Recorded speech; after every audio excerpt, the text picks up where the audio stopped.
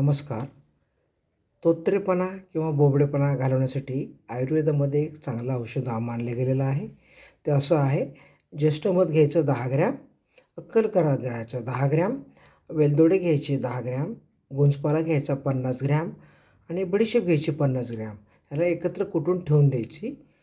अर्धा चमचा सकाळी, अर्धा चमचा संध्याकाळी अ, मधाबरोबर किंवा गुळाची काकवी किंवा साखरेची चाचणी किंवा मोरावळा याच्याबरोबर चाटण करायचे.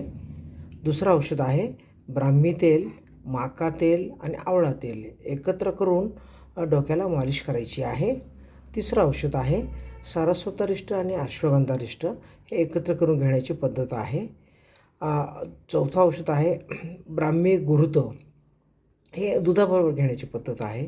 पाचवं औषध आहे ब्राह्मी वटी ही सकाळ संध्याकाळ ही पण मधाबरोबर अथवा साखरेची चाचणी किंवा काकवीबरोबर चाटून घेण्याची पद्धत आहे. अश्वगंधा चूर्ण हे पण दुधात घेण्याची पद्धत आहे. हे जर सगळे औषधं घेतले तर तोत्रेपणा व बोबडेपणा कमी होऊ शकतो. अनुभव घेऊन पहा. परंतु हे जे वरचे औषधं आहेत हे वैद्यकीय सल्ल्याशिवाय वापरू नका. परंतु याचा रिझल्ट खूप चांगला आहे. अनुभव नक्की घेऊन पहा.